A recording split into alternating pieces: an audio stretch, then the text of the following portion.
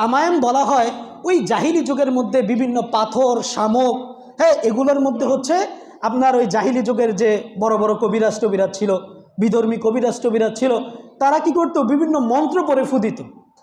বিভিন্ন মন্ত্র পড়ে কি করতো? ফু দিত। শিরকি বাক্য পড়ে কি দিত? ফু দিত। দেওয়ার পরে সেটাকে কি করতো? ঝুলায় রাখা হইতো। এবং জাহিলি যুগে এই কবিরাজিটা অনেক বড় একটা চিকিৎসা ছিল, এবং মানুষ মনে করত যে আমারে বুঝি এই তাবিজ বা এই তামাইনি বুঝি আমাকে কি করতেছে? ভালো করতেছে। তখন আল্লাহ রাসূল সাল্লাল্লাহু আলাইহি ওয়াসাল্লাম, যেহেতু তারা ইসলাম গ্রহণ করেছে, তাদের মন থেকে তাদের আগের ধারণাটা দূর করার জন্য আল্লাহ রাসূল বলেছে যে এই ধরনের জিনিস যদি তোমরা ঝুলাও তাহলে এটা কি হবে?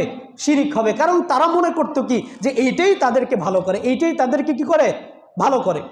এখন অনেক ওলামায়ে কেরাম বলেন যে কেউ যদি তাবিজকে ওষুধের মতো এইটা মনে করে যে ওষুধ খাইতেছে আমি উসিলা, ভালো করার মালিক কে? আল্লাহ। এরকম